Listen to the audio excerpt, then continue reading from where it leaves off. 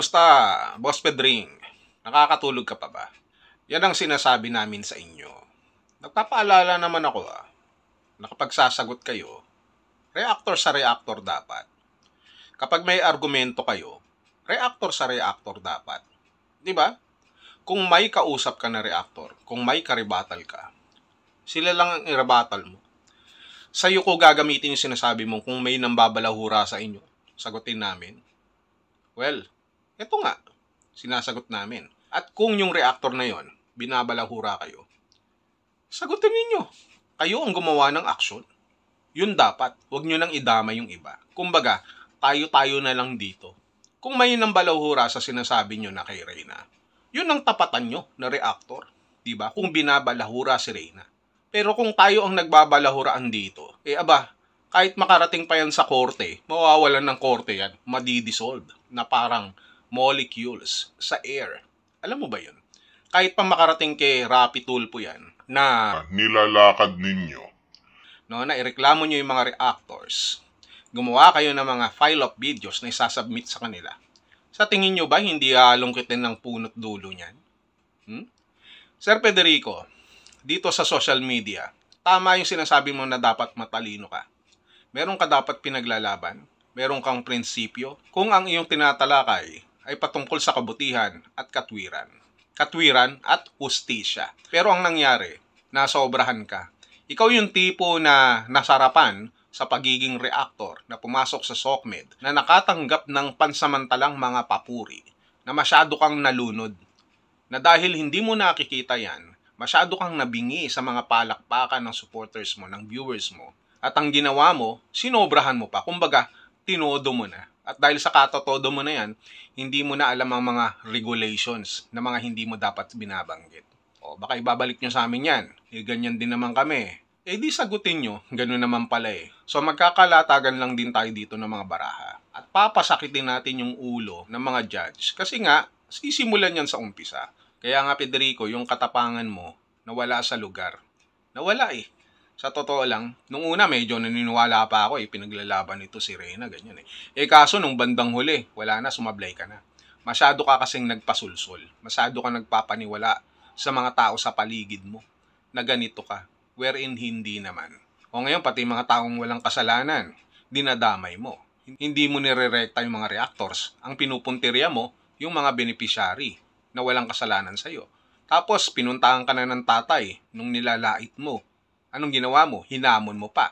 Kasi nga, wala rin namang kasalanan sa iyo yung tao. Kung ano-ano ang sinasabi mo sa buhay nila. Ngayon, ito ba ang gusto mong laban? Ito ba ang gusto mong legacy? Malamang, napanood na yun ng pamilya mo. At hindi maaaring hindi sila magalit at masaktan. Dahil sa ginagawa mo, pinasok mo yan Pinasok mo yan. Baka naman sinasabi ng mga pamilya mo na ikaw ay inaapi dito. Malalaman at malalaman ng mga kapartidos mo, yung mga sinasabi mo rin naman. Yung mga sinasabi mo. At aalamin din nila yung mga sinasabi namin. At magkakapahiyaan tayo rito. Di ba, Federico? Padadama yung asawa mo, anak mo, yung pamilya nyo, makakaladkad dito. Yan yung sinasabi ko sa iyo noon pa Di ba? Pinaliwanagan na kita. Hindi ka nakinig. Ngayon, masasampahan ka ng kaso. Abala yan. Pera yan. Buti sana kung manggagaling sa iyo yung pera. Siyempre, tutulungan ka lang din naman ng mga sponsors nyo. Mag-aambag-ambag.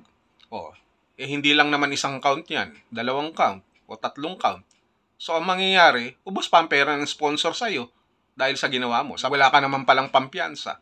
Wala kang pamproseso. At pagkatapos niyan, nadungisan pa yung pangalan mo. Nabubuli pa yung pamilya mo ngayon.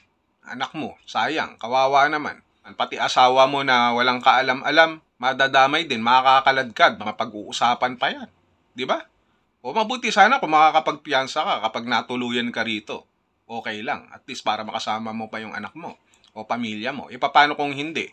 Paano kung yung hatol sa'yo ng judge kung sakasakali talaga hindi lamang amount yung damages. Paano kung kailangan mo rin makulong? 1 taon, 2 taon, 3 taon?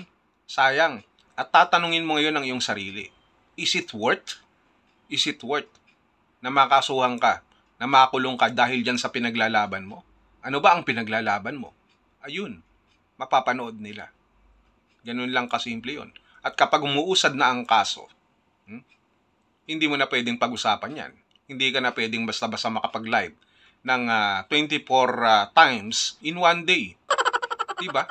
Sayang. At ipapaalala ko lang sa'yo, yung sinasabi mo na dapat lumaban ng patas, ulit-ulitin ko sa'yo.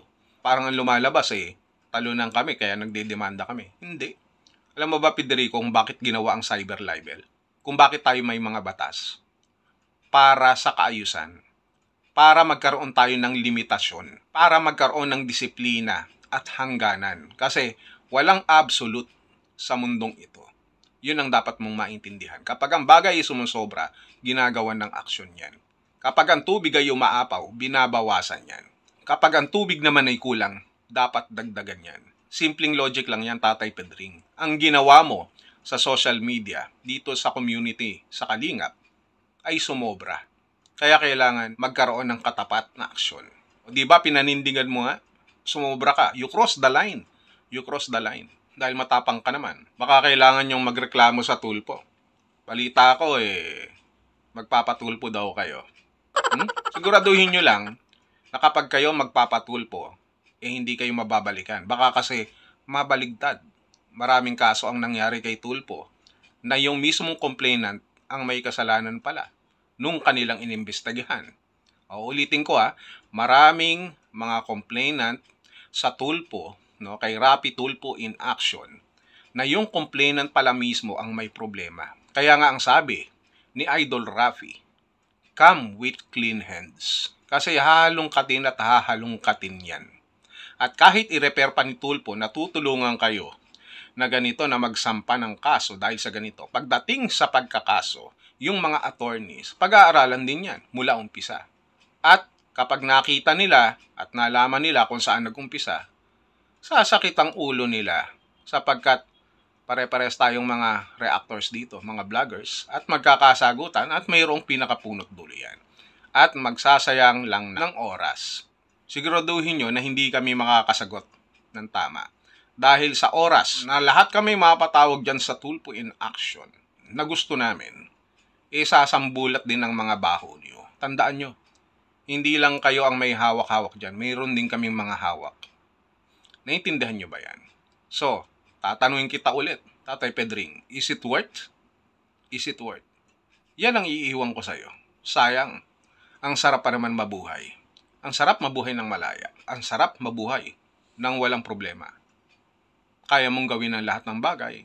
Kaya mong gawin na mag-relax, mag-shopping, kumain, mag-picnic, mag-swimming. Mag-swimming. Kagaya nito.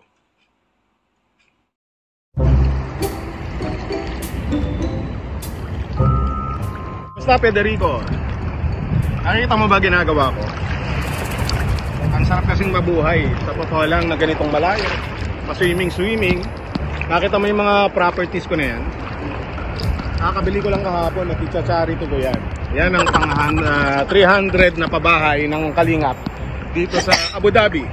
Kahit mayaman kami, may puso naman kami sa pagtulong. Hindi kagaya mo, puro ka lang uso. Nagtatapang-tapangan, mas matapang ka pa dito sa alon na mga humahampas dito sa dalampasigan. Kagaya niya, nakita mo, malakas, pero ikaw mahina ka. Kaya kung ako si Federico, magpakabait ka na kasi masarap mabuhay na maging malaya. Sa pagkakaalam ko, mukhang maghihimas ka na. Hindi na mga babae kung hindi maghihimas ka ng rehas. Kaya ngayon, hindi mo mararanasan itong maging malaya, mag-swimming. Pero meron din naman swimming pool Sa tingin ko, maliligo ka rin dun sa loob, sa kulungan. Kasama ng mga kakosa mo, maliligo ka na meron kang Vaseline, lotion, lahat. Yon, magagawa mo lahat yun. Kasi makulit ka No, may nalalaman ka pang issue wala kang issue. No? Ngayon, ang gagawin mo, puro tissue ngayon. Ang babanatan mo doon sa kulungan. Dito? Hindi ito kulungan. Nakinig ka lang sa amin. Di sana makakapag-swimming ka pa. Ngayon, mukhang mag-swimming ka ngayon doon sa kulungan kasama ng mga kakosa mo. Hindi ka kasi naikinig May nalalaman ka pang rebuttal, pero ang nangyayari ngayon, wala ka namang masabing issue. Puro ka pa may personal. Oh, ngayon, meron ka ngayong kakaharapin ng mga kaso. Patong-patong pa yun. Kaya sabihan mo ng mga sponsor mo na mag-ambag-ambag sapagkat hindi lamang isang bilang yan, dalawang bilang, maraming ikakaso sa iyo ngayon at siguradong tatangkasuhin ka. At kapag nagkataon, aabutin ng milyon. Ayan. At ang iyong buhay ay hindi na magiging maganda. Kita mo? Kaya kung ako sa iyo, Federico, magbalot-balot ka na. Siguro ang pagkakaalam ko niya pagdating sa cyber libel aabutin ng mahigit na 40,000 to 1 million ang pinakamalaki. Depende sa bigat at depende sa dami. Mukhang marami kang sinabi. Mayaman ka naman, di ka naman natatakot, di ba? Kaya eto ngayon, bilang na yung pagiging malaya mo. Hindi ka na makakapag-beach kasi puro beach and pieces ang pinagsasabi mo. Ayan. Wala ka na magagawa ngayon. Kawawa naman yung anak mo. Hindi mo na masundo sa school, hindi makapag-aral, mabubuli pa. Sasabihin yung tatay niya, walang magawa sa social media, nakulong. At hindi lang yan. Balita ko, meron kang pulis na kapatid, di ba? Ang mangyayari ngayon, bakit hindi ka pinagsasabihan? Hindi ka ba sinasabihan tungkol sa kakaharapin mo? Ha? Yan ang sinasabi ko sa'yo, Federico. Nakulit ka kasi, utu-utu ka kasi.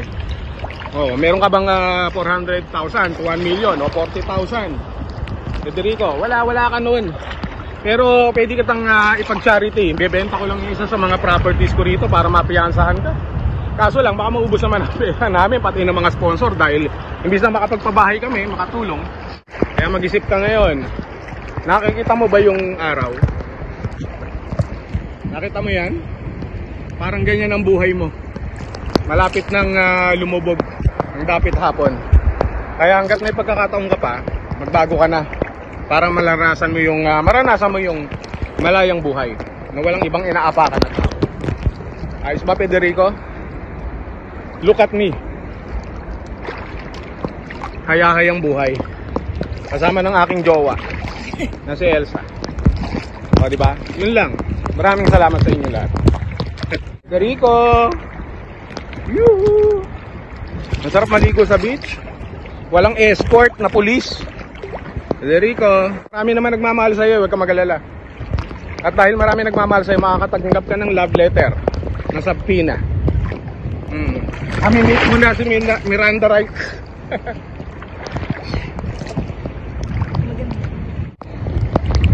Federico! Paalam, Federico! Paalam! O diba? Kaya pag nangyari yon, na napatawag ka na, naaabala ka na, hindi ka na pwedeng magsalita doon sa kaso, paano na? Paano kung wala ka na?